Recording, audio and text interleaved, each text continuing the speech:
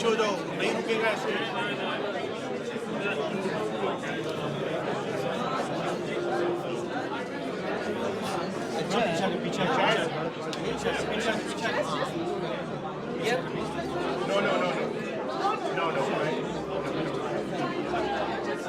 मतलब थोड़ा पीछे आ जाओ बिल मामा पीछे आ जाओ मामा भैया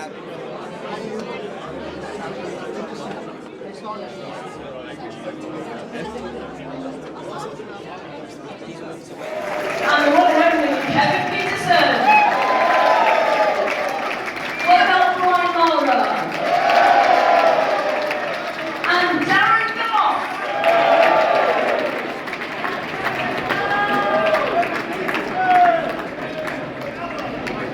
Thank you, gents. Thank you for coming down the stairs and making that introduction. Please do take your seats if you can find your seats. And ladies and gentlemen, please do take yours as well. Thank you. Super exciting to have you on here to talk about how we can make a difference. I think some of the team are coming down. I just want to remind you.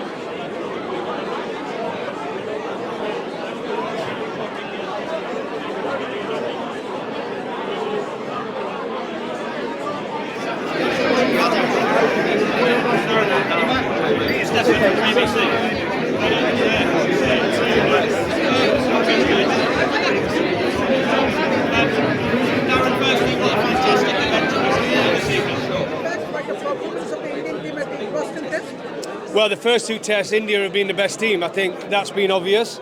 But the score sits at 1-1, so England is still in a good position. The two pitches have been pretty flat, and I think India's batting has been at the races. They've been absolutely fantastic. And what we saw the last test match, without Bumrah, Akashdeep and Siraj were absolutely superb. And fair play to Jadeja as well. I thought Jadeja did a job too in the last test. He was poor in the first test, but the way he came back at Edgbaston on flat pitch, not offering too much, he was outstanding as well. Do you expect some juice for the Lord's test? Well, I think England need a bit of juice in the pitch. England's bowling attack needs juice. I think India have proven they can bowl no matter what the conditions are. They're used to it, bowling in Indian conditions. I think for England to benefit, I think we need a little bit of a normal Lord's wicket that first morning, that first day where there's a bit of juice. Archer, if he comes back into the side, Cook, and if there is a bit of juice in the pitch, I think we'll see Woakesy stay in the team too, because he's got a terrific record at Lords. Are you surprised with the way the Duke's ball has behaved a bit differently? Well, I'd rather use the Dukes than the Kookaburra. When you use the Kookaburra in England, the pitches are really flat and the bowlers do struggle. I think where England have fell a little bit flat, they've just lacked a little bit of an X factor, a little bit of pace. We haven't got bowlers who bowl that natural Yorker, that top bouncer which we saw Siraj bowl a couple of good bouncers this match, and we know Bumrah is capable of the bouncer and the Yorker. I think England have lacked that X factor, and I think come Lords we might see a little bit of that. My concern is our X factor bowlers is, are they going to be fit enough to bowl 40 overs in a test if required?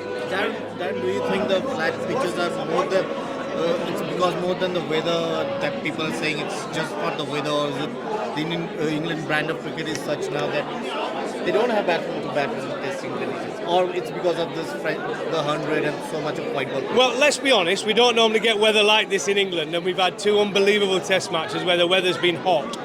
It looked like at Edgbaston we were going to nip around for the first couple of hours, but it didn't. Lords normally does that first 2 hours, and if you can get the opposition, if you do put them in 4 to 5 down at lunch, it's a great decision. If you don't, we've seen India, when they get in, they cash in. And Shubman Gill, Rahul, Jaswal, they're pretty impressive batters, aren't they? And then Rishabh Pant coming in and livening it all up and empties all the hospitality boxes when he comes out. Everybody wants to watch him bat. How would you get Shubman Gill out? What has impressed you the most about him? Ball at the stumps.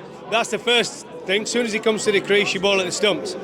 If he gets past that new ball, all good players go on and get big scores. Tendulkar did it, Dravid did it, Ponting did it, and Shubman Gill's no different to any of those. If he gets in, he cashes in.